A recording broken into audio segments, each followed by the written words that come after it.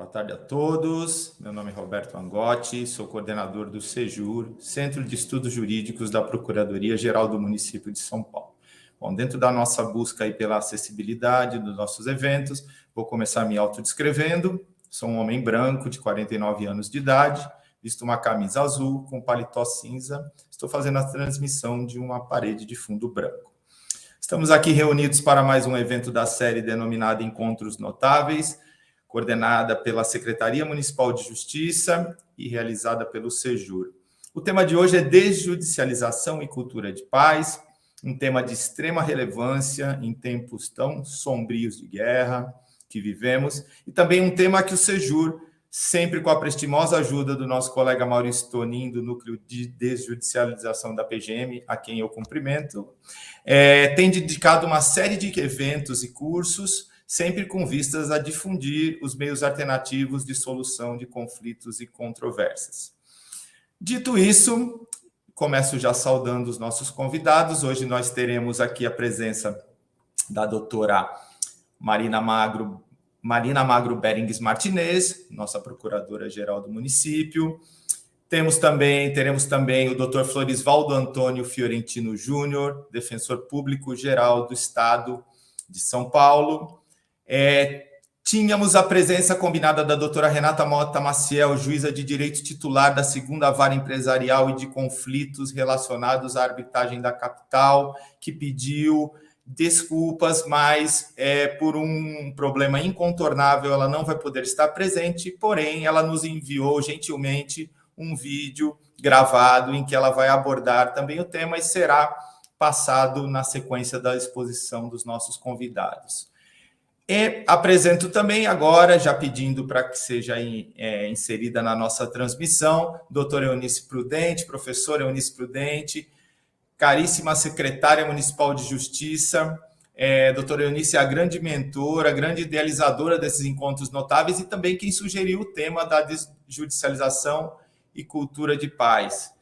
Doutora Eunice, desde já lhe passo a palavra. Comentávamos que sentíamos saudades dos nossos encontros notáveis, então é muito bom revê-la sempre.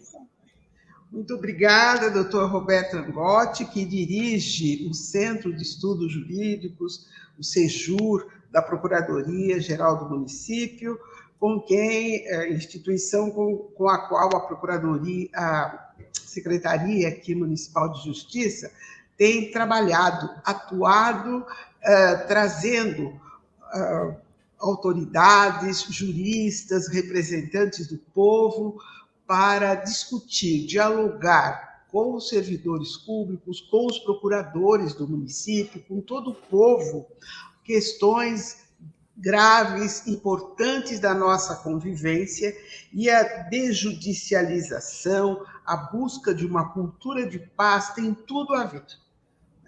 Este é o nosso objetivo hoje, e porque a Procuradoria do município de São Paulo é um órgão muito importante, formada, integrada, por excelentes profissionais do direito, são os procuradores, sem os quais não há governo, porque dependemos sempre dos pareceres, dependemos sempre do norte a nos ser demonstrado pela Procuradoria como forma de toda a gestão municipal manter-se na legalidade e voltar-se para o interesse público.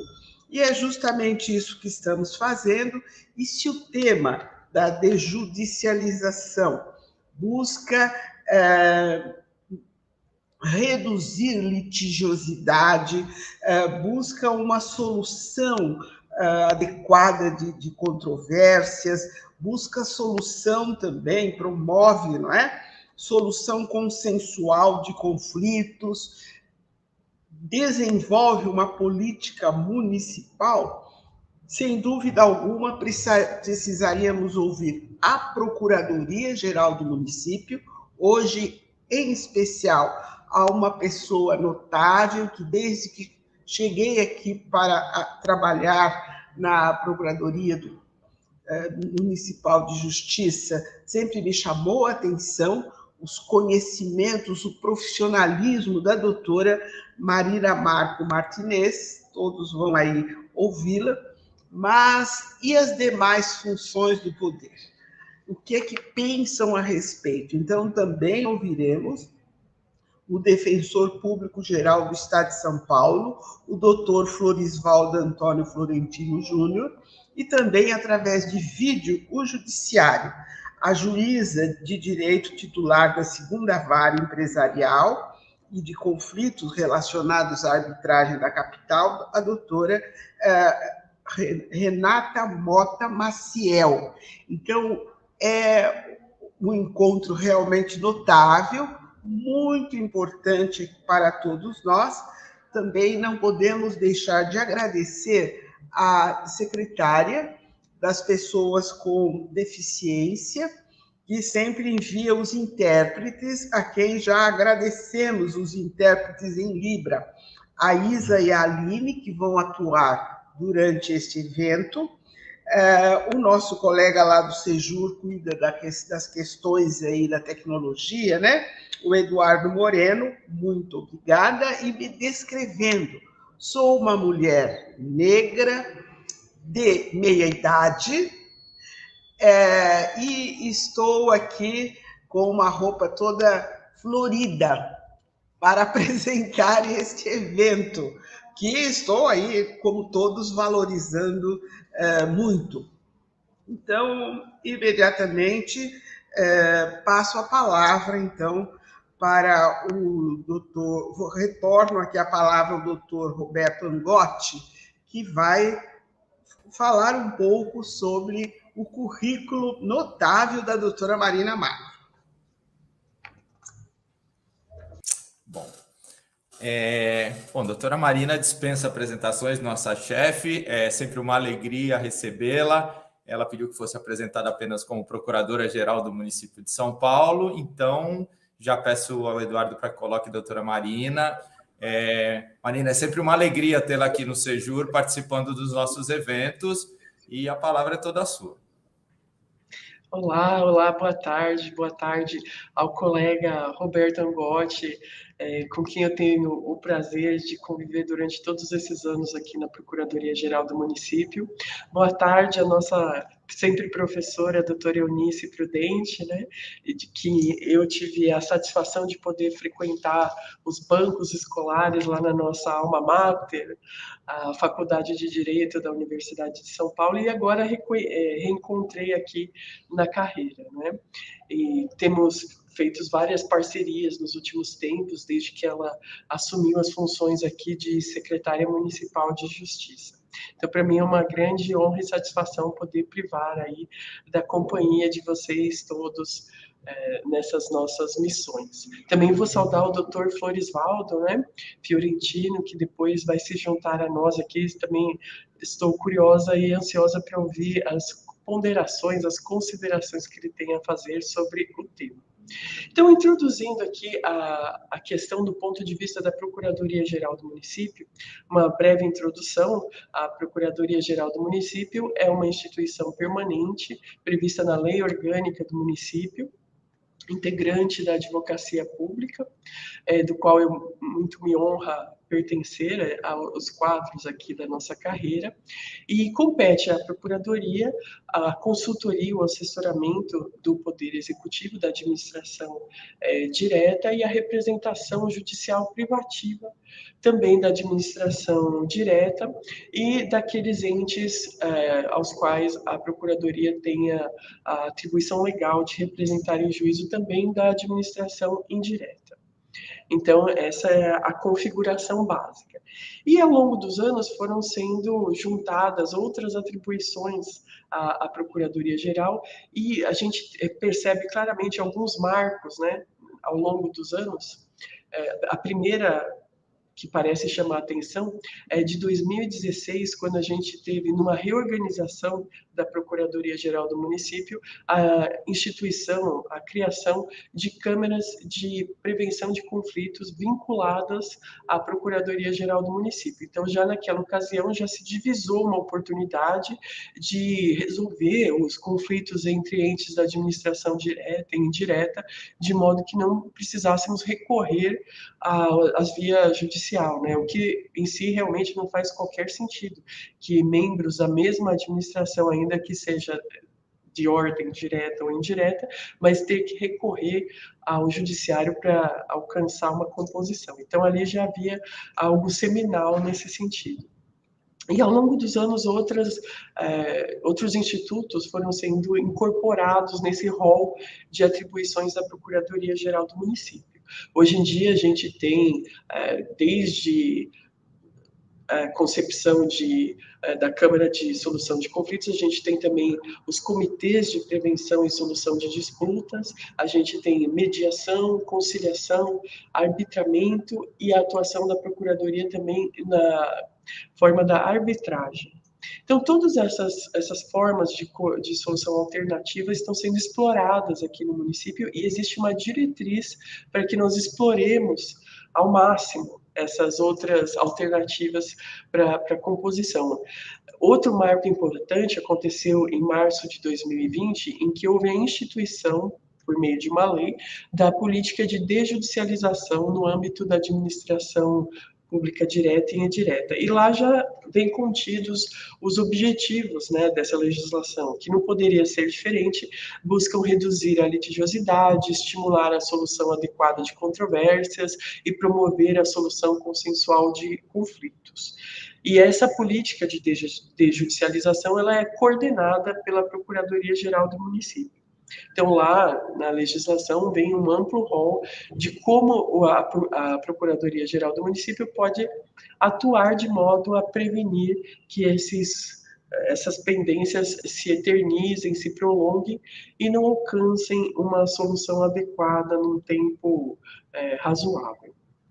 Então, ao longo dos anos, essa característica de desjudicialização ela foi sendo acentuada e cada administrador que foi entrando aqui na gestão municipal foi procurando acentuar a busca por essas soluções. A gente tem também, com a política de desjudicialização, nessa lei foi instituído um capítulo específico para a transação tributária.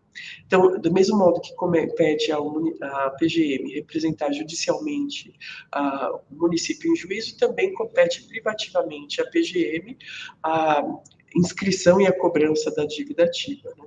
E aí temos, então, a vertente da transação tributária. Nós estamos terminando agora, estamos ultimando as últimas previdências administrativas e de sistema, e em breve devemos lançar aí um programa de transação tributária para contemplar os contribuintes da cidade e também nessa busca da retomada, da volta depois da pandemia, é algo assim que é demandado, né, tanto por nós como pela sociedade, o jeito de nós equacionarmos melhor essas dívidas que foram surgindo, os contribuintes que foram ao longo dos anos deixando as coisas correrem dessa forma. Então, desse ponto de vista, a gente tem duas vertentes possíveis, né, de atuação da Procuradoria-Geral. A gente tem a parte administrativa, quando a gente cuida da orientação, do controle de legalidade das decisões dos órgãos municipais que são representados pela Procuradoria, e com atenção às reiteradas decisões jurisprudenciais que sempre norteiam o procedimento interno. Faz parte também da busca dessa melhor racionalidade por soluções internas administrativas, a edição de súmulas administrativas. Nós orientamos aqui os órgãos de execução da Procuradoria-Geral e também as assessorias jurídicas a identificar pontos em que sabidamente o município tem sido vencido em disputas judiciais de modo reiterado e pacificado, então não haveria motivo, não haveria sentido em continuar perseverando na posição contrária, e aí nós procuramos editar súmulas administrativas, de sorte a orientar essa conduta dos administradores. Elas têm várias matérias que são submetidas a essas súmulas, mas muito notadamente a maioria delas faz parte também da seara tributária, né? Nós temos, então, essa Câmara de Solução de Conflitos, a que me referi anteriormente, que cuidam dos conflitos entre órgãos da administração municipal direta e indireta, os comitês de prevenção e solução de disputas, que aí eles tratam de contratos continuados da administração, os chamados dispute boards, em que esses contratos de execução prolongada, naturalmente pelo próprio prolongamento, né, pela própria duração da execução, que alcançam algumas décadas, podem surgir conflitos patrimoniais durante essa execução, e também nos parece que a melhor solução não é judicializá-los, mas aí nós temos, então, esses comitês de prevenção. A mediação, que é amplamente usada, a gente já tem experiências bastante frutíferas aqui no município.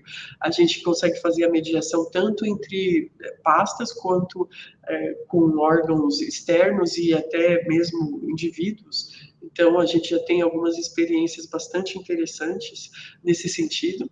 As conciliações, que é uma porta eternamente aberta, né, para que nós possamos fazê-las, a gente vive em busca, né, de contato com os outros órgãos do nosso sistema jurídico, né, tanto o Ministério Público como a Defensoria, para que a gente possa alcançar um denominador comum nessas políticas públicas. O arbitramento, quando a mediação e a conciliação, por vezes, não alcancem um resultado, principalmente, e é claro, entre os órgãos da administração, então a PGM já teve ocasião de arbitrar conflitos entre órgãos da administração indireta e da administração direta. E, por fim, a arbitragem, que também está sendo explorada. Aí nós temos um caso em andamento atualmente de uma entidade da administração indireta, e aí o município entra, né, na atuação junta para participar do procedimento de arbitragem com essa entidade da administração indireta, e uma concessionária de uma situação que há uma década precisa ser resolvida, e agora a gente está buscando resolvê-la por meio da arbitragem. E, do outro lado, a gente também tem a vertente judicial. A orientação, nesse caso, da vertente judicial, é para que nós analisemos também essas recorrências, como tem se comportado o judiciário, a doutrina, em assuntos aqui atinentes à atuação do município rotineira, e procuramos avaliar o caminho a seguir de modo a reduzir o número de ações judiciais em andamento e a reduzir o risco de derrotas judiciais e a proliferação insensata de precatórios que só oneram o erário, prejudicam a saúde financeira e a capacidade de endividamento do município. Então, recentemente, isso é uma coisa que vem sendo rotina agora, desse momento agora de desjudicialização para cá, a gente teve, por exemplo, a elevação do patamar de ajuizamento das nossas execuções fiscais, que recentemente passou para R$15 mil, o que provocou um grande desajuizamento massivo, e que a gente já vai conseguir, então, liberar o judiciário, não ter que lidar com milhares de execuções fiscais, considerando que tanto nós como eles somos soterrados pelo número, pelo volume que essas execuções atingem, né? Com isso, mais ou menos nos últimos 3 anos, a gente chega por volta do desajuizamento de mais de 1 milhão de execuções fiscais. Então, é algo considerável, e que vamos levar vamos levar amanhã a uma reunião que faremos com a Corregedoria do Tribunal de Justiça, para que a gente possa aproveitar essa ocasião do desajuizamento do modo mais racional possível. Então, outra vertente dela é a transação tributária, né? Nós teremos aí transação de créditos que estão inscritos na dívida ativa e também são objeto dessas mesmas execuções fiscais, eles também vão ser passíveis de serem transacionados. A gente tem essa evolução contínua, né, do comportamento jurisprudencial. E existe também uma prescrição de que a PGM faça um levantamento junto às entidades da administração direta e indireta das ações que estão em andamento com partes litigantes das entidades em comum e que a gente possa fazer uma solução alternativa extrajudicial para alcançar a extinção do processo. Isso é um trabalho permanente que a gente procura sempre identificar quais hipóteses tanto estão judicializadas de entidades da administração, como também quais seriam essas hipóteses que estão judicializadas de indivíduos, de contribuintes, como regra geral. Então, assim, de modo geral, é assim que a Procuradoria tem se procedido para que a gente alcance uma maior racionalidade na atuação litigiosa e administrativa, né? Nós temos aqui também a questão do Sejusc municipal. O Sejusc, que vai ser o objeto da fala da nossa colega juíza, a gente tem um convênio com o Tribunal de Justiça desde 2015, e agora ele foi renovado recentemente em 2020 por mais 5 anos, e nesse Sejusc a gente tem o Sejusc municipal, em que a gente faz uma parceria com a Defensoria Pública, que encaminha casos de família para mediação no Sejusc. A gente tem uma previsão, uma perspectiva de mudar as instalações do Sejusc para um prédio mais adequado, no edifício do próprio Tribunal de Justiça, aqui na Praça do Patriarca, vizinha à PGM, e os números do Sejusc já revelam como ele tem sido uma experiência bastante interessante. Então, eu tenho aqui que, desde que ele começou a funcionar, em julho de 2016, até dezembro de 2020, foram 9.948 audiências, com um total de 8.883 acordos, ou seja, aproximadamente 89% de resultado frutífero, né, quando a gente trata dessas audiências. Mais recentemente, de janeiro de 2021 a março de 2022, foram 810 audiências com 731 acordos, o que dá mais ou menos também quase o mesmo patamar de 90% de frutífero. E nós temos também, então, o Sejusc da Fazenda Pública, uma exploração de temas que nós frequentemente fazemos com os juízes que atuam no Sejusc da Fazenda Pública para identificar quais temas a gente pode levar ao Sejusc e tentar uma solução alternativa ao método tradicional judicial. A gente identificou alguns que dizem respeito a multas de trânsito e atraso na concessão de aposentadorias de servidores municipais, e a partir daí começamos a fazer mutirões de IPTU, de multas de trânsito e dessas aposentadorias. E aqui também o índice de acordo é bastante significativo, não são tantas as audiências ainda, porque é uma experiência mais recente, mas de 220 audiências nós tivemos 125 acordos, né?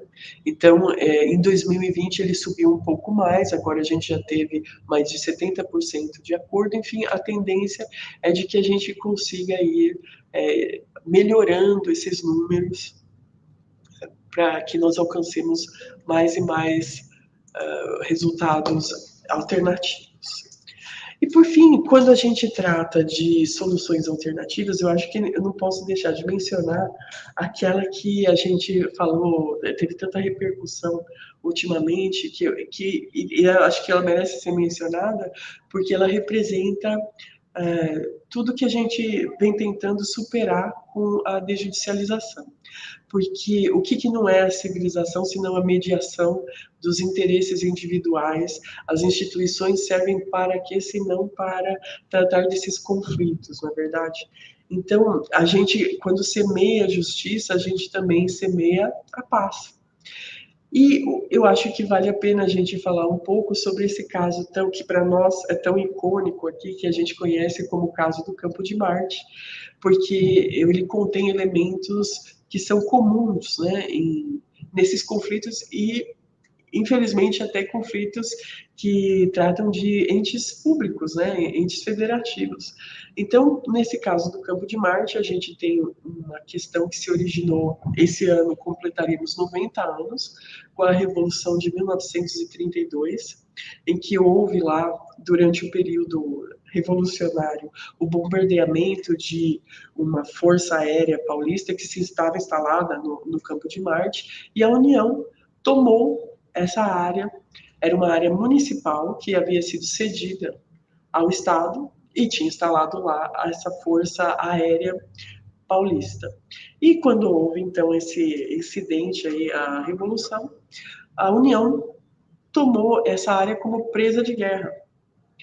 Durante muito tempo, o município tentou reaver essa área por meio de tratativas, negociações, mas naquela época nós não estávamos num período de grande normalidade democrática, não é? A gente tinha interventores, prefeitos biônicos, não havia assim muita liberdade para que essas tratativas pudessem se operar de um jeito republicano, institucional. Então, até que passado muito tempo, apesar de a gente ter quase chegado num acordo em 1949, o fato é que ele não chegou a acontecer. E em 1958, em novembro de 1958, o município ingressou com uma ação possessória para reaver essa área. E esse processo, então, durou 64 anos. E ele estava muito longe de ter uma conclusão, porque ainda não havia alcançado nem o desfecho da ação de conhecimento, não havia sequer o trânsito em julgado dessa parte, e ainda havia só alguma definição com relação ao domínio do município sobre a área, mas não havia nenhuma definição sobre a questão de uma eventual indenização para o município, não havia uma codificação disso, não foram estabelecidos parâmetros a respeito dessa futura potencial indenização.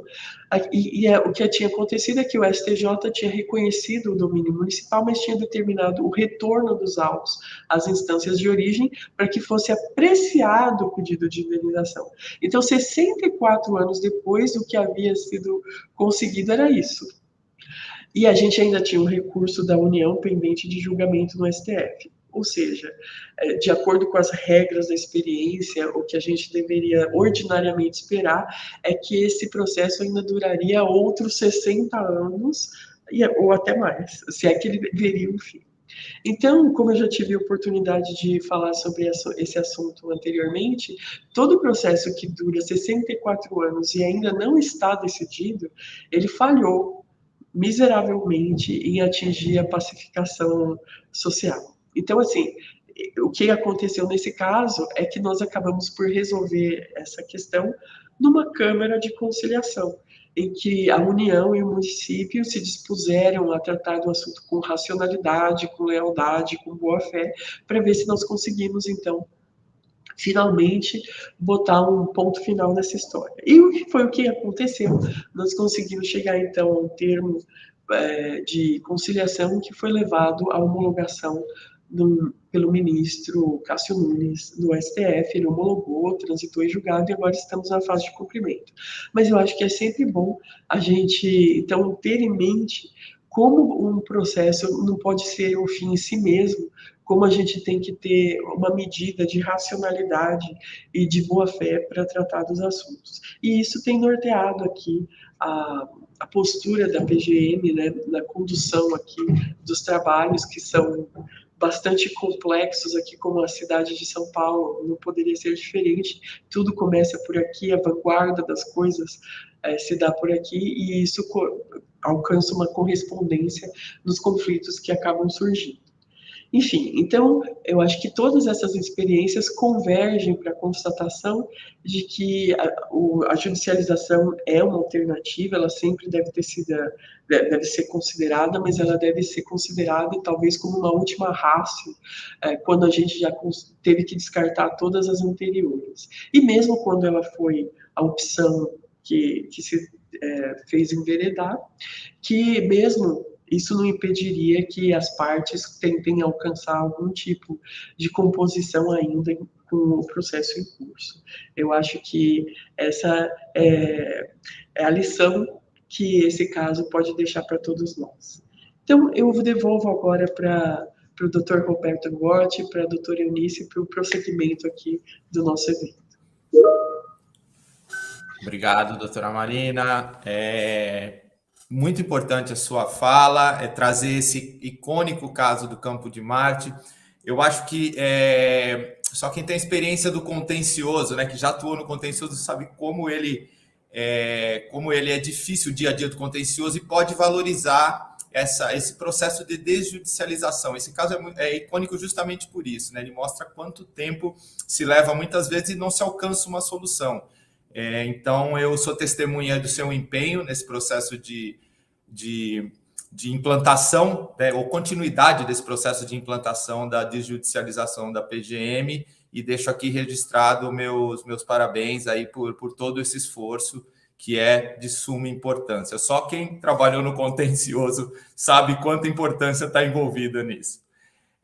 Bom, dito isso, apresento agora o nosso segundo convidado, Dr. Florisvaldo Antônio Fiorentino Júnior. Ele é defensor público-geral do Estado nos biênios 2020 e 2022, 2022 e 2024.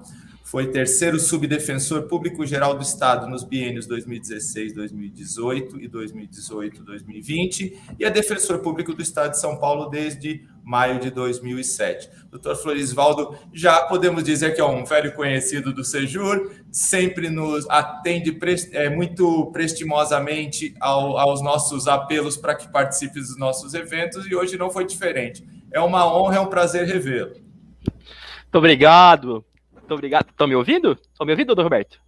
Perfeitamente. Tá ótimo.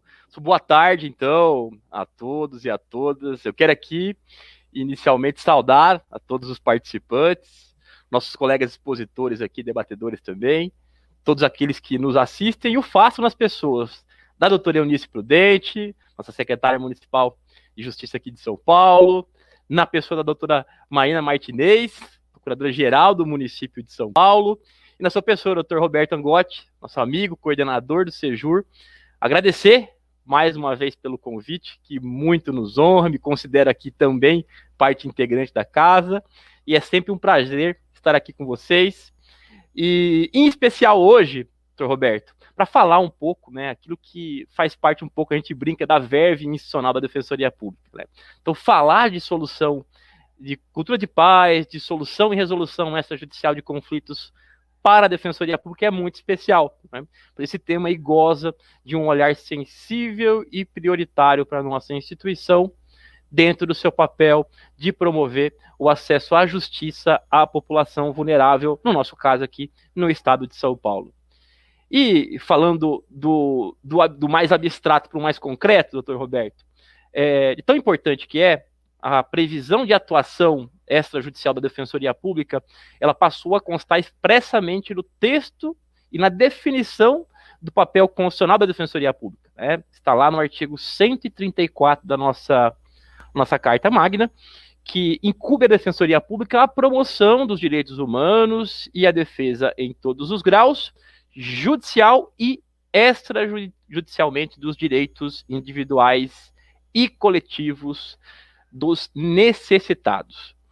E os diplomas infraconstitucionais que trabalham Defensoria Pública, as leis orgânicas, tanto a Lei Orgânica Nacional quanto a Lei Orgânica também aqui do Estado de São Paulo, trazem esse olhar sensível e focado na resolução extrajudicial. A Lei Nacional, Lei Complementar 80 do ano de 94, estabelece lá no artigo 4º, lá no seu inciso 2, que é função institucional da Defensoria Pública promover, e vejam vocês, prioritariamente a solução extrajudicial dos conflitos, visando aqui uma composição entre as partes ali que apresentam um conflito de interesses. E aí, por meio da mediação, por meio da conciliação, por meio da arbitragem e, claro, demais técnicas de composição e administração de conflitos que a gente sabe. Por sua vez, a nossa Lei Orgânica aqui de São Paulo, a Lei Complementar Estadual 988 de 2006, traz ali nos seus artigos 2º e 3º, né, reforçando que a Defensoria Pública tem por finalidade a tutela jurídica integral e gratuita, individual e coletiva, e extrajudicial das pretensões e dos interesses dos necessitados. E o artigo 3º, inclusive, avança um pouco mais. Trabalha numa perspectiva não somente conceitual, mas diz expressamente que é fundamento, né? É mais que isso, é fundamento de atuação da instituição a prevenção, né? A prevenção dos conflitos para que se trabalhe a construção de uma sociedade mais livre, justa, solidária e, claro, né, se trabalhe com um viés de erradicação da pobreza e da marginalidade, né, que são papéis fundamentais da Defensoria Pública. A Lei Estadual de São Paulo trabalha também na perspectiva mais concreta, lá no seu artigo 5º, né, ao estabelecer que cabe à Defensoria Pública promover a mediação e a conciliação extrajudicial entre as partes dentro de um conflito de interesses. Todos nós também sabemos, vale reforçar aqui, que a conciliação, a mediação e outros métodos de solução consensual de conflitos, aliás, é papel, né, que cabe e deverão ser estimulados pelos juízes, pelos advogados, pelos procuradores, pelos defensores públicos e pelos membros do Ministério Público, inclusive. Então, incumbe a todos nós do sistema de justiça. Essa é a exata dicção lá do artigo 3º, parágrafo também 3º do CPC. Então, não há dúvida, meus amigos, que a solução extrajudicial aqui, a demandas da sociedade, ganha uma especial atenção no atual estágio da humanidade. Cada vez elas deixam mais de serem consideradas aí meios alternativos, né, de solução de conflitos, para serem encarados aí como verdadeiros fundamentos de atuação das instituições, né? Principalmente aí diante das perspectivas dos aspectos relativos aí à eficiência da prestação estatal da tutela jurisdicional, a dificuldade com relação aos aspectos relacionados à litigiosidade do contencioso. A doutora Marina bem abordou aqui os aspectos práticos que criam gargalos, e claro também a pequena efetividade observada em termos de pacificação real dos conflitos das partes dentro de uma conjuntura do processo que a gente está acostumado na ótica da judicialização. Se tem trabalhado, portanto, na perspectiva de que a composição de conflitos, ela reúne aqui a potencialidade de se buscar a pacificação social ante a substituição da decisão de um terceiro agente estatal, no caso aqui, figura tradicional do juiz, por uma solução que nasce a partir, inclusive, da decisão conjunta entre as partes. Sem sombra de dúvidas, a prática nos mostra que essa solução, esse desfecho, é um desfecho quase sempre mais efetivo, mais eficiente que aquele advindo de uma decisão judicial. Então, por suas atribuições e essa própria disciplina normativa, a Defensoria Pública tem esse papel, né? O papel de exercer, sem a exclusão de outros atores que possam igualmente aí desempenhar um papel relevante na implementação desses mecanismos, como a doutora Marina nos brindou aqui, que a Procuradoria-Geral do Município tem esse olhar, tem essa atuação muito importante também, buscando esse objetivo. E a busca pela solução extrajudicial visa, né, sem sombra de dúvidas, também reduzir o volume de demandas judiciais, combatendo-se aqui o grande número de judicializações e ajudando também a desafogar a máquina judiciária, muito embora nós saibamos, né, que não é vedada a homologação de um acordo na via judicial, mas nós sabemos também que a lei atribui, por exemplo, ao defensor público a natureza de título executivo extrajudicial, um acordo que é celebrado perante a sua presença, né? Essa natureza de título executivo extrajudicial é trazida tanto na Lei Orgânica Nacional, Lei 80, lá no seu artigo 4º, parágrafo 4º, como também no próprio CPC, artigo 784, inciso 4, ao lado de outros instrumentos ali, o acordo referendado pela Defensoria Pública, pelo membro do Ministério Público e também, aqui é bom que se diga, pela própria Advocacia Pública, né, tem a natureza aqui de título executivo extrajudicial, de modo com que as consequências em caso de descumprimento são bem mais céleres, como a gente sabe.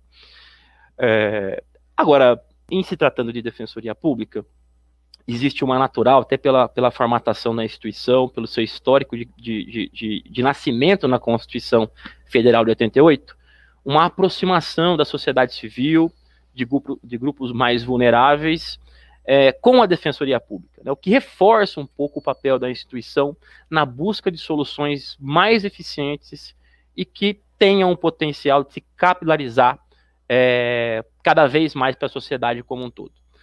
E ainda nesse aspecto, pessoal, é importante aqui observar que a busca, né, de uma solução extrajudicial não necessita, né, na perspectiva da Defensoria Pública, simplesmente aguardar a apresentação de uma demanda ao nosso órgão. Então, ciente desse papel, o defensor público, como agente de transformação social que ele deve ser, ele é imbuído aqui da função de promover a difusão e a conscientização dos direitos humanos, da cidadania e do ordenamento jurídico, levando, né, esse conhecimento, a disseminação desses saberes à sociedade como um todo.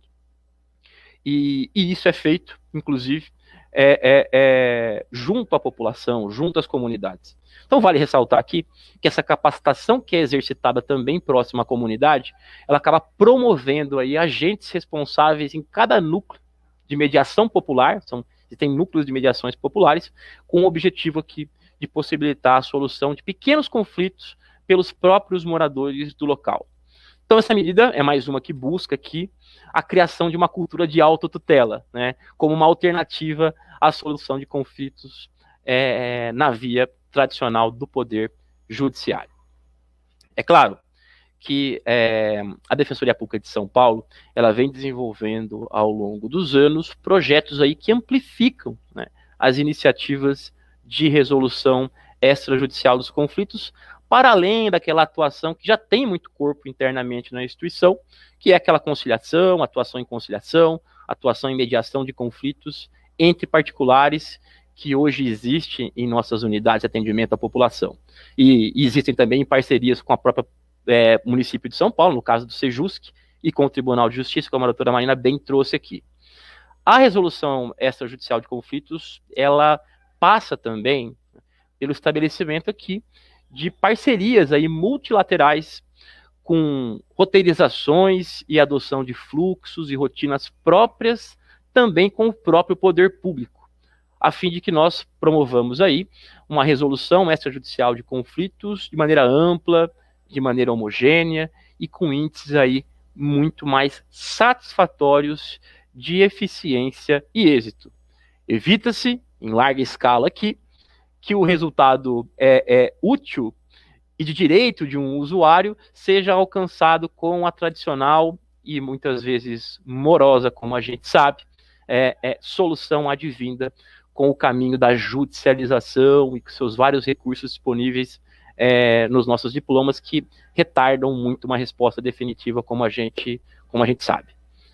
E com o próprio município de São Paulo, aqui para concretizar um pouco mais, para ilustrar e compartilhar um pouco com vocês aqui os temas que a Defensoria Pública de São Paulo tem trabalhado nessa perspectiva um pouco mais ampla de resolução extrajudicial. Aqui mesmo em São Paulo, como município de São Paulo, nós temos diversas iniciativas, né, que privilegiam uma solução extrajudicial de conflitos. Eu vou aqui rapidamente citar algumas delas que trabalham uma multiplicidade de temas aqui e que reúnem boa perspectiva de eficiência e êxito. Talvez o termo de cooperação aqui, o mais importante, o mais icônico, seja o chamado acesso a SUS. E é por esse mecanismo que a Defensoria Pública, ao lado de outros atores, município de São Paulo, Estado de São Paulo, Tribunal de Justiça, Ministério Público, formatam uma atuação voltada à resolução extrajudicial de questões relacionadas a demandas de saúde dos usuários. Há um mecanismo simplificado hoje, a Defensoria Pública naturalmente acaba sendo uma porta de entrada do sistema de justiça de demanda dos nossos usuários relacionadas à saúde, e através desse termo do acesso a SUS, um fluxo muito simplificado de recepção da demanda pela Defensoria Pública dos usuários e remessa dessa demanda por um e-mail, né, centralizado aos atores que trabalham na perspectiva de saúde no município e também no Estado, referentes aí a demandas de obtenção de medicamentos e insumos. É um fluxo muito simplificado, de modo que esse encaminhamento por e-mail para as secretarias, visando a obtenção dos medicamentos dentro de um prazo determinado, pactuado entre os partícipes, e que tem se mostrado um instrumento muito eficiente. Inclusive, esse fluxo aí até já foi ampliado para outros casos de saúde em geral, como encaminhamento de cirurgias, consultas, leitos, enfim, tratamento de saúde em geral, através desse fluxo simplificado. Exemplo prático aqui é o poder público, lato sensu considerado aqui, irmanado e trabalhando de forma integrada e articulada para buscar, diferente daquele instrumento tradicional de transação entre partes, entre particulares, buscando otimização do trabalho administrativo, roteirização de fluxos, que acarreta, como resultante, primeiro, a obtenção de respostas mais céleres e de respostas mais efetivas aos nossos usuários e, claro, evitando-se aí judicializações desnecessárias. Todos ganham com isso, a perspectiva de gasto público reduzido e obtenção de um resultado eficiente para o usuário, que é aquilo que mais importa a todos nós.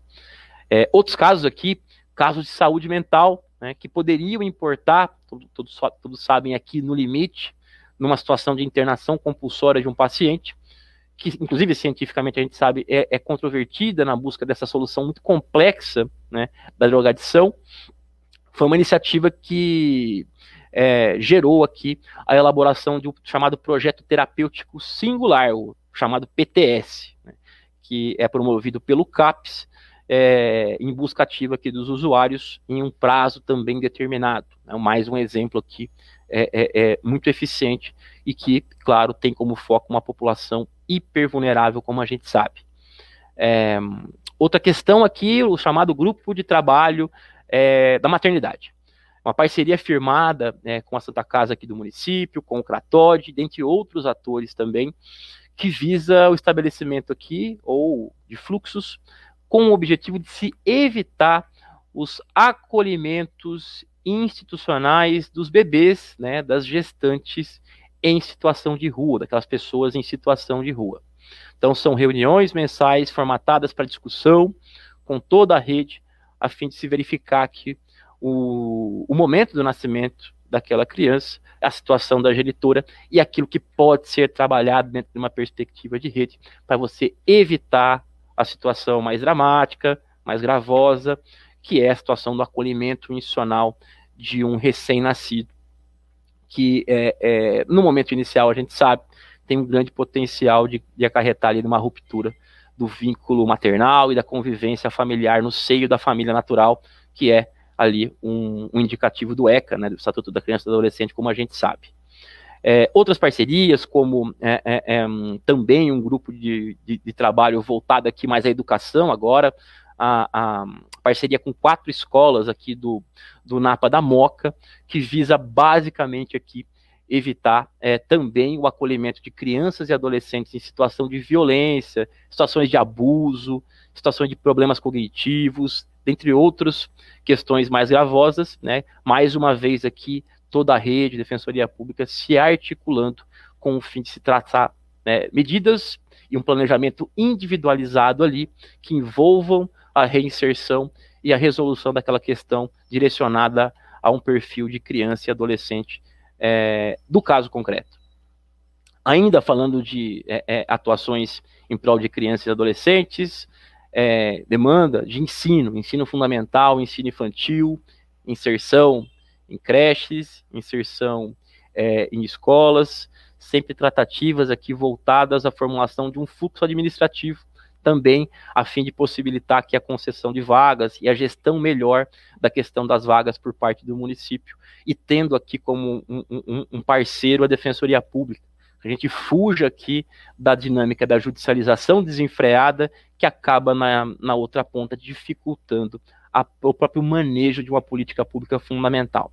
Então é muito importante que as instituições, a portaria do município tem muito bem isso, e nós da Defensoria Pública temos tentado traduzir também a importância que se tem para todos os atores que nós avancemos mesmo com as parcerias, com os fluxos roteirizados aqui, com muito diálogo, que quem sempre vai ganhar na ponta, sem sombra de dúvidas, é o usuário do serviço, né, e quase sempre o usuário que mais precisa da presença do Estado, da presença da Prefeitura, da presença da própria Defensoria Pública. Outras também iniciativas aqui mais relacionadas à assistência social, tratativas aqui para concessão de vagas também em centros de acolhida, para resolução de demandas aqui que envolvem denúncia de más condições, às vezes em centros de acolhida, tudo isso voltado especificamente à população em situação de rua. Enfim, algumas iniciativas aqui que vão ao encontro numa perspectiva mais ampla, né, de solução extrajudicial e que tem aqui uma parceria, uma integração entre poder público e sistema de justiça. Acho que nós temos que caminhar mesmo nesse sentido. E são iniciativas que primam, como a gente percebeu, por uma resolução extrajudicial, com o propósito aqui de se evitar, né, como de fato se tem evitado na prática muito, um grande número de judicializações, causando aí um ônus a todos nós, né? Um maior dispêndio de tempo, de recursos financeiros, para as partes, para o poder público, além, é claro, né, de uma maior demora para a resolução concreta de uma demanda. E como visto, a resolução extrajudicial aqui, ela é um gênero, né, e que ela atualmente comporta um universo de alternativas, né, voltadas à desjudicialização, né, e todas as iniciativas aqui que a gente exemplifica com excelentes índices de satisfação, excelentes índices de êxito. E vejam vocês que é tão importante a questão da desjudicialização, cada vez mais a inserção de uma cultura de paz no sistema de justiça, até por uma questão conjuntural e estrutural. Mesmo diante dessas iniciativas, diante dos fundamentos, né, de atuação, o foco na resolução extrajudicial de conflitos, mesmo assim, a demanda é sempre desafiadora para o poder público. A Defensoria Pública inserida que está nesse contexto. Para todos terem uma dimensão, a Defensoria Pública de São Paulo, mesmo assim, acaba atuando em mais, ou em quase, na verdade, teve uma queda por conta da pandemia, todo um contingente de momento, em cerca de 1 milhão de processos judiciais anualmente. Também a Defensoria Pública de São Paulo acaba sendo aí uma das 10 maiores litigantes ainda nos tribunais superiores em Brasília. Claro que são números que até nos impressionam, tá? E números pelos quais nós temos que cada vez mais avançar para que a judicialização, né, a gente inverta um pouco a pirâmide, né? Ela passe a ser, de fato, a última ratio, avançando com parcerias, avançando em conciliação e mediação, né, estratificando as parcerias com os Sejusques. Esse tem sido um caminho muito salutar, um caminho muito importante e um caminho que nós não devemos, na nossa visão aqui, sair, né? Todos temos aqui que nos ladear e seguirmos juntos, que, sem sombra de dúvidas, será fundamental.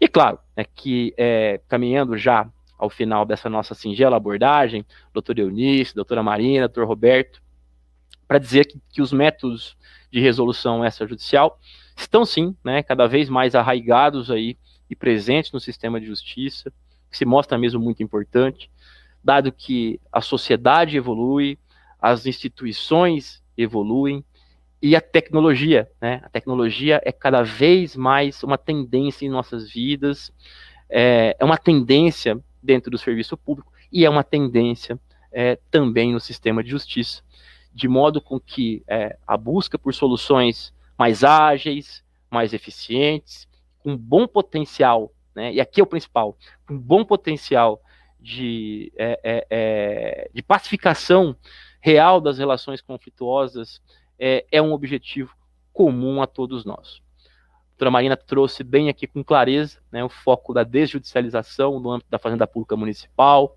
trazendo as interessantes iniciativas aqui que hoje são levadas a cabo e que melhoram também e dão efetividade à prestação do serviço à população.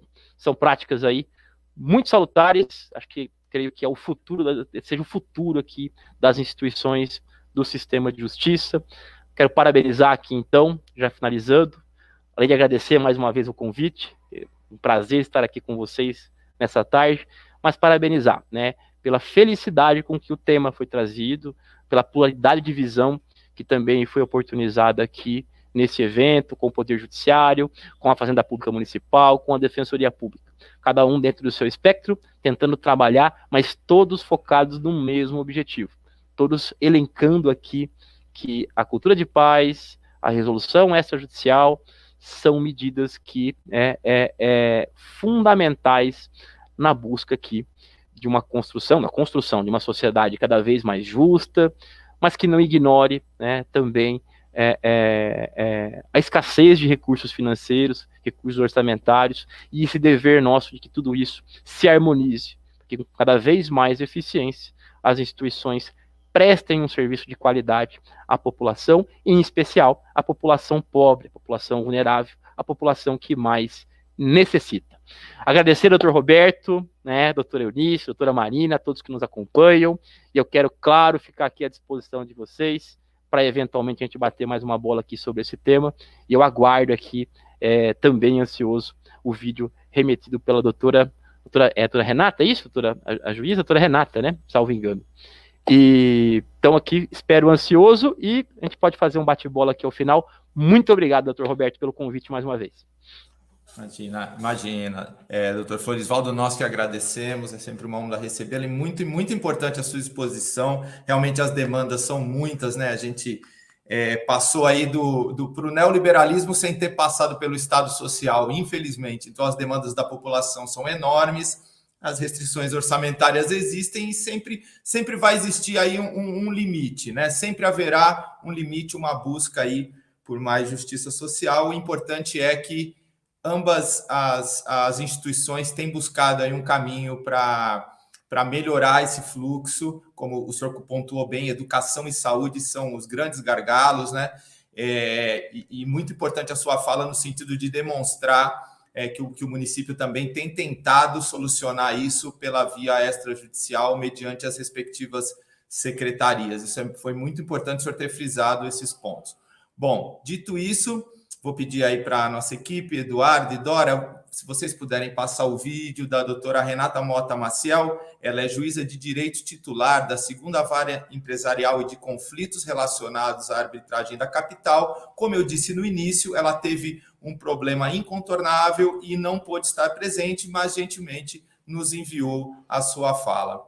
Vamos ouvi-la, então. Pessoal.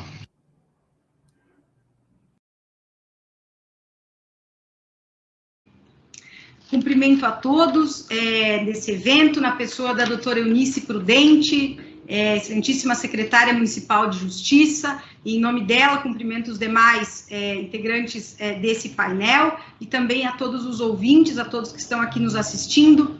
Peço desculpas por não poder estar com vocês em tempo real, esse evento ele é virtual, mas em razão de um compromisso, infelizmente eu não posso estar com vocês durante esse evento. De todo modo, gravei esse vídeo, agradeço a doutora Bruna também, que me auxiliou aqui nessa gravação, para que eu pudesse participar, e o meu agradecimento especial e carinhoso também, especialmente também à doutora Eunice, pelo convite. Fiquei muito feliz de ser convidada para um evento que fala de desjudicialização e cultura da paz, sobretudo em um painel em que nós temos aí uma procuradora, né, a Procuradora-Geral do município, doutora Marina Martínez, o Defensor Público-Geral do Estado de São Paulo, doutor Florisnaldo Florentino Júnior. Eu fui defensora pública no Estado do Rio Grande do Sul e tenho um respeito e uma admiração muito grande pela Defensoria Pública do Estado. Então, fica o meu cumprimento a todos. E a fala e a abordagem que eu escolhi para falar de desjudicialização e cultura da paz, né, eu venho aqui representando o Poder Judiciário, né, na verdade temos um defensor público, Procuradora-Geral do município e uma juíza de direito, né, e reunir esses 3 profissionais do direito, e a doutora Eunice, claro, né, reunir esses profissionais do direito voltados a uma política de incentivo à cultura da paz e que passa pela desjudicialização, é algo que deve ser, sim, ressaltado, né? E por isso a minha alegria de poder falar aqui com vocês. Obviamente que falar em cultura da paz e desjudicialização, isso poderia envolver diversos recortes, né? Há diversas áreas, né, em que se fala e se atua fortemente no processo de desjudicialização e de resolução dos conflitos, né, fora do judiciário, desjudicializando, e que isso fomenta a cultura da paz, área criminal, da violência doméstica, para ficar aqui só com alguns exemplos.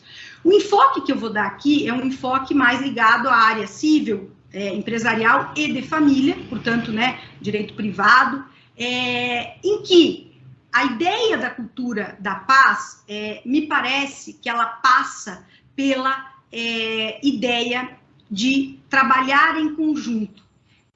Por quê? Porque muitas vezes nós percebemos que a resolução dos conflitos passa por conversar, né? Conversar, que significa ouvir e falar, né? Ouvir o que o outro tem a me dizer e para depois também falar qual é a minha posição, né? Estar disposto a sair de uma posição para encontrar uma solução consensual, que nem sempre vai ser tudo que eu esperava, mas também não vai ser nada, ou não conseguir nada do que eu esperava receber, né? Tem que ser uma ideia de conjunto, né? E isso significa também trabalharmos nós, profissionais do direito, em conjunto, né? Eu já vou desdobrar essa questão daqui a pouco.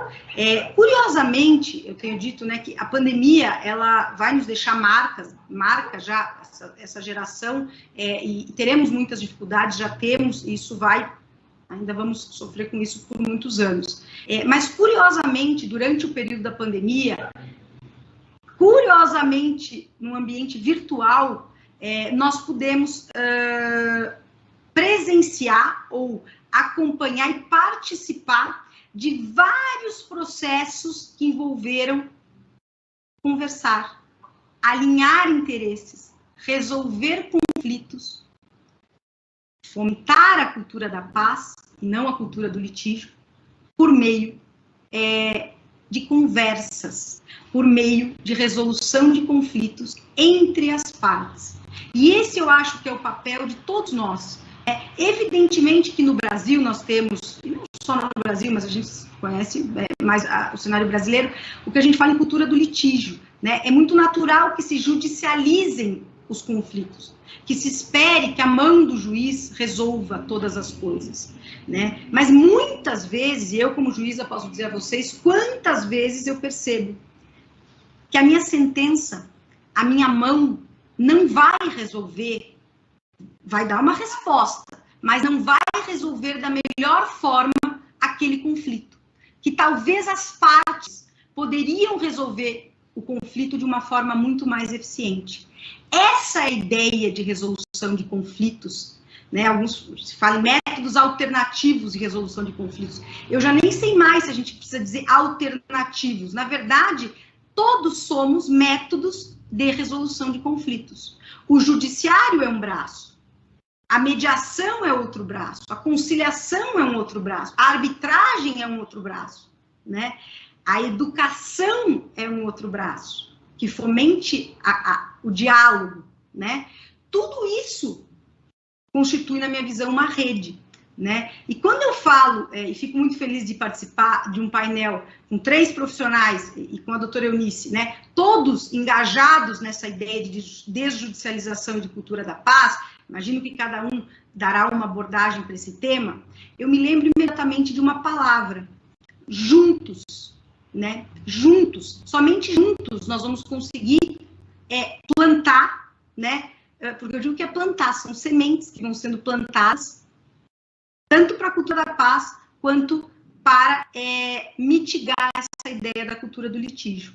E juntos, me lembra sempre, né, os italianos falam insieme. A palavra insieme, ela tem um significado, tem vários significados, mas insieme tem entre os significados 3 que me chamam a atenção e que eu vou usar aqui.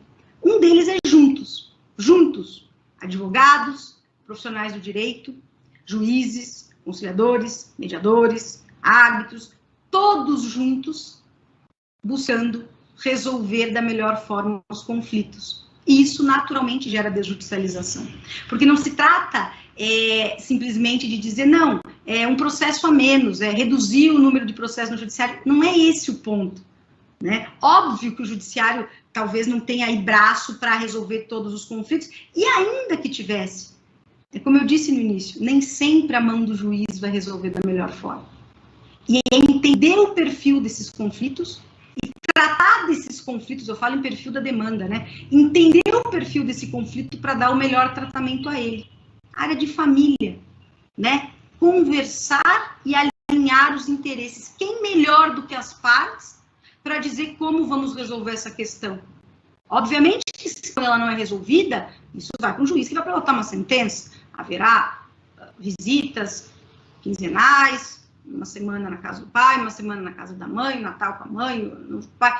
Mas será que pode ser que não haja outra solução, porque as partes não têm possibilidade de se alinhar naquele momento, né? Mas fomentar ferramentas para que as partes consigam chegar numa solução consensual, me parece um dever de todos nós, né? É um dever e eu acho que é uma missão de todos nós. E isso passa, como eu sempre digo, né? Conciliadores e mediadores não são juízes. Juízes não são conciliadores e nem mediadores. Mas cada um com a sua função tem muito a contribuir para a resolução dos conflitos. Mediadores e conciliadores têm técnicas que o juiz não tem. O juiz pode ser bom de conciliação, ele tem a função de fomentar a conciliação, mas ele não tem as mesmas técnicas que um mediador e um conciliador. E nós precisamos mudar essa cultura do litígio de achar que tudo vai ter que ser judicializado para ser resolvido, né? Esse é um desafio. Os advogados têm uma função fundamental para isso. Quem é o protagonista numa conciliação? Os protagonistas são as partes, não é o conciliador. Nem numa mediação, o mediador. Os protagonistas são as partes, ao lado dos seus advogados, que vão auxiliar nas melhores decisões. Essa é uma ideia de resolver conflitos por um braço, que é a mediação e a conciliação. O judiciário também é um braço, mas como eu disse, nem todos os conflitos vão ser, tudo que é levado ao judiciário será resolvido por meio de sentença, mas nem tudo vai ter a melhor solução com a mão do juiz. Então, juntos, eu volto a palavra lá em cima, os significados, juntos, eu acho que temos sim uma missão de fomentar essa ideia de cultura da paz, de redução da cultura do litígio, e que isso naturalmente leva à desjudicialização, né? O outro significado é em conjunto. Em conjunto significa que todos os atores têm um papel fundamental nesse processo, né? Os advogados, numa mesa de conciliação, por exemplo, eles são essenciais para dar as melhores, o melhor suporte às partes para que elas façam boas escolhas. Porque conciliação também não significa conciliar a qualquer custo. Tem que ser bom para as duas partes, tem que fazer sentido para aquele conflito. E elas têm que estar prontas para aquele acordo, né? Se elas estiverem prontas para aquilo, o mediador e o conciliador ou o conciliador vão ser um agente que vai auxiliar nesse alinhamento, junto com os advogados, né? Então, esse é um dado importante. Então, nós, profissionais do direito, todos juntos nesse, que é quase uma pauta institucional de todos nós, eu acho, né? Fomentar a cultura da paz, mitigar a cultura do litígio e, por consequência, isso gera desjudicialização. Em conjunto, porque todos, quando estamos envolvidos em métodos de resolução de disputas, juntos conseguiremos melhores soluções, né? Ou as soluções mais adequadas para aqueles casos, para cada caso, né? E, finalmente, também é um desdobramento desse significado lá do INSIEME, né? Junto, em conjunto e uma parte do conjunto. O que significa uma parte do conjunto? E eu, como juíza, falando isso aos senhores, né? Reconhecer que o Poder Judiciário é óbvio que é um grande braço da resolução de conflitos, né? Nós temos uma função essencial, eu passo o dia inteiro resolvendo conflitos. Agora, eu sou uma parte dos métodos de resolução de conflitos, eu não sou a única parte. E talvez o desafio seja implementarmos exatamente políticas que envolvem, inclusive, educação, né? A educação que leva a um diálogo, que leva a uma escuta, né? Porque para fazer um acordo eu preciso ter escuta, né? E outros atores que podem e já atuam com muita eficiência nesse processo de resolução de disputas, né? É o caso da arbitragem para determinados perfis de demanda, é o caso da conciliação, que pode ser pré-processual ou mesmo processual, né? Mas até o ideal que fosse pré-processual, mas temos que ter uma cultura de que isso funciona e de que essa é uma boa solução. Isso importa em qualidade, esse é um foco que nós temos também, né? De que tenha qualidade, né? Repito, o conciliador não é um juiz, cada um está fazendo uma atividade para resolver o conflito, mas nós precisamos divulgar isso, as pessoas precisam entender e confiar nesse método também. E um outro braço, sim, é o Poder Judiciário. Esse é um braço que o Estado juiz ele já acaba garantindo aí um respeito. Bom, perante o Judiciário, eu vou resolver aquela disputa, né? Agora, nós temos que fomentar esses outros métodos, porque eles também são eficientes e, em conjunto, nós resolvemos os conflitos, certo? E a educação também, né? Como nós vamos alterar para as futuras gerações, e essa é uma preocupação que se tem, as universidades devem ter essa preocupação, né? Os próprios advogados do futuro, né? Eu sou professora também, eu tenho uma preocupação. Não vai resolver tudo judicializando, algumas coisas terão que ser judicializadas, mas eu tenho também métodos preventivos, né? E tenho também métodos extrajudiciais ou fora da judicialização. Então, essa é a minha fala, é breve, né?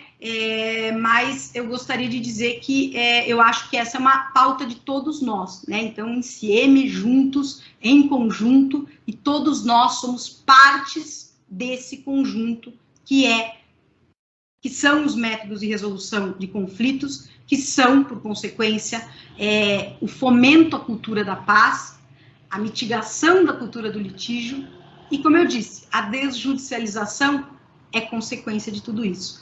Agradeço mais uma vez a doutora Eunice Prudente pelo convite e espero muito em breve conhecê-la pessoalmente e para que possamos continuar essas conversas e que eu possa ouvi-los também, porque aqui eu estou só falando, né? Mas eu quero muito ouvi-los também, porque eu acho que é essa a ideia, né? Ouvir e falar. Então, muito obrigado, desejo um ótimo evento a todos, espero que tenha sido profícuo a todos e espero que a minha fala faça sentido aí, juntamente com a fala da doutora Marina e do doutor Florisvaldo. Muito obrigada mais uma vez e até a próxima. Um abraço, pessoal.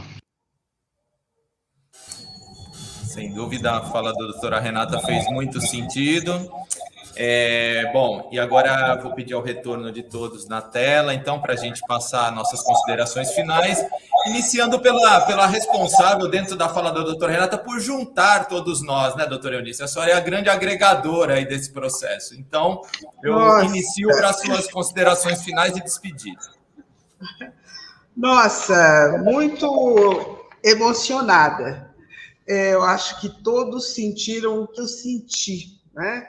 Então, vejam, as pessoas são jovens, são excelentes profissionais, eles são dedicados à causa pública, porque na voz da Procuradoria-Geral, da Procuradora, né, Geral do município, na voz, né, na mensagem do Defensor Público Geral, na voz da juíza, que é titular de uma vara que cuida justamente desses conflitos relacionados à arbitragem na capital de São Paulo, etc. Então, na voz de todos, a energia, né, a intenção de acertar, a profissionalismo e, sobretudo, o compromisso com o social. Então, a cultura da paz, a política municipal de desjudicialização, ela já é vitoriosa, como já nos foi explicado. A Defensoria Pública do Estado de São Paulo, quem é mais velho se lembra do quanto nós a aguardamos, porque São Paulo foi um dos últimos estados a instituí-la, né? Mas vejam como ela cresceu, veja como se desenvolve. O judiciário com um diálogo para o povo, chamando aí a atenção. Olha, é um momento muito importante, emocionante. A atuação com o Sejur, aí sob a batuta, né? Sob o comando do Dr. Roberto Angotti também, tem propiciado esses encontros.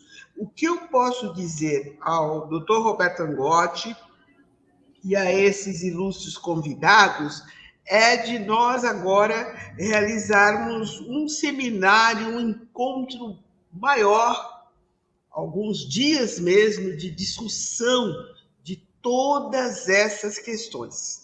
Eu acho que todos nós queremos saber mais, opinar, optar, né?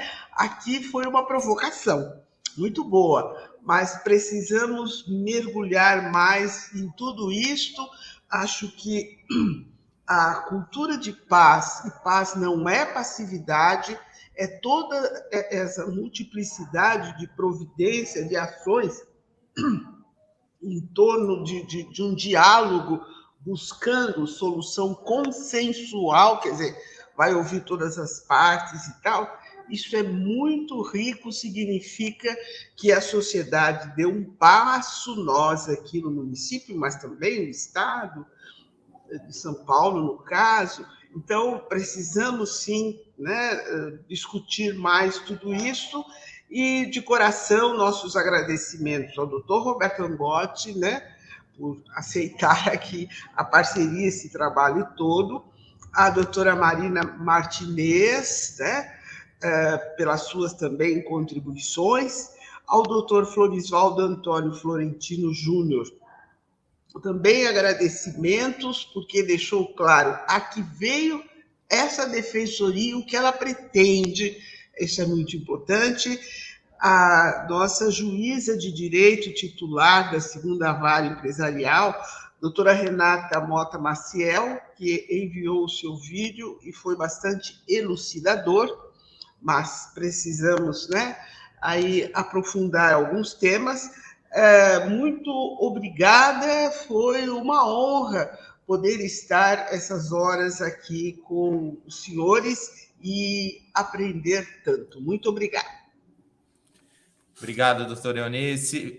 Desde já aceito a sua sugestão para o nosso seminário, já vamos começar a trabalhar nisso. Bom, passo a palavra à doutora Marina, por favor, suas considerações finais.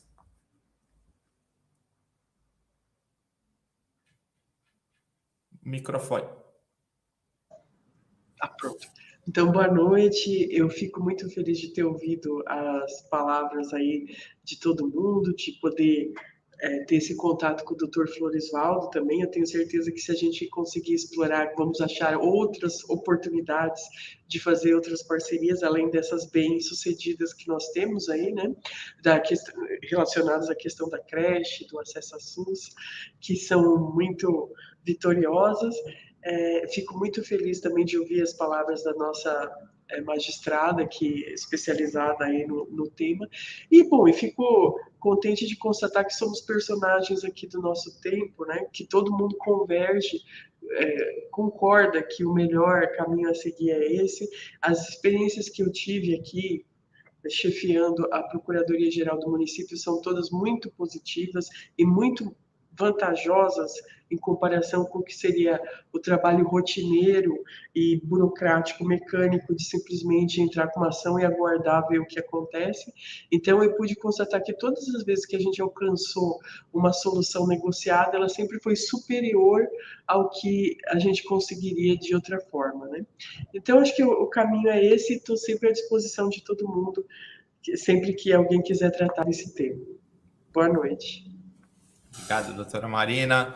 Doutor Florisvaldo, por favor.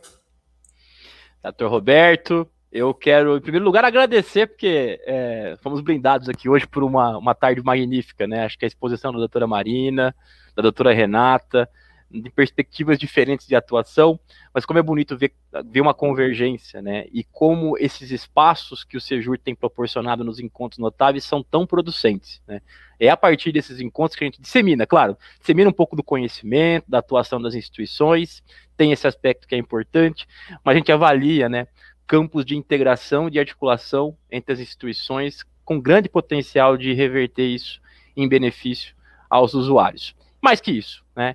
Acho que a ideia do seminário da doutora Eunice foi muito feliz, né? Muito feliz, acho que é um seminário interessante, a gente aprofundar alguns temas, com oficinas específicas. Contem comigo, contem com a Defensoria Pública de São Paulo. Acho que encontros como esses são muito salutares, são mais que salutares, são necessários para as instituições e, essencialmente, instituições do sistema de justiça que manejam temas tão sensíveis à população. E, claro, né, parabenizar aqui o Sejur, sua pessoa, o Dr. Roberto, tá? Pela toda a organização, a sensibilidade com os temas. Fico muito feliz em voltar aqui novamente e, claro, muito honrado também. Aguardo o próximo ansiosamente, que eu em particular, gosto muito. Tá? Até o nosso próximo encontro. Obrigado, doutor Florisvaldo. Quando quiser também se convidar, é só nos chamar que imediatamente o senhor já faz parte aí da nossa equipe aí do Sejur. Bom, dito isso, queria deixar uma palavrinha final aqui para os nossos espectadores, pedir permissão. No último dia 29/4, o Sejur Cultura abordou a questão da identidade dos povos originários, e ali o professor Álvaro de Azevedo Gonzaga falava sobre um processo, uma tese dele que tratava da decolonização, né? A gente tentar valorizar mais as nossas origens, a gente valorizar mais o povo brasileiro, a essência do povo brasileiro, dos povos originários e do povo brasileiro em geral. E a gente é famoso no mundo pela nossa empatia, pela nossa pacificidade, né? Então, talvez a gente deixar aí um pouco a nossa ideia de eurocentrismo de lado, né? Lembrando, a Europa está em guerra. Por que a gente não valoriza mais a nossa cultura de empatia e pacificidade, a nossa cultura de paz? Então, é um recadinho que eu queria deixar aí ao final, mais amplo para o público em geral. E encerrando, gostaria de agradecer aos nossos participantes, doutora Marina, doutor Florisvaldo, doutora Eunice, muito obrigado por honrarem o Sejur com a sua presença. Agradecer aos nossos intérpretes, a Isa e a Aline, aqui a SMPED, que torna os nossos eventos acessíveis, né? Agradeço a equipe do Sejur, na pessoa do Eduardo e da Dora, que estão aqui nos bastidores nos ajudando, e, claro, principalmente a todos que estiveram conosco até agora. Uma boa noite, até a próxima. Boa noite, pessoal, até a próxima.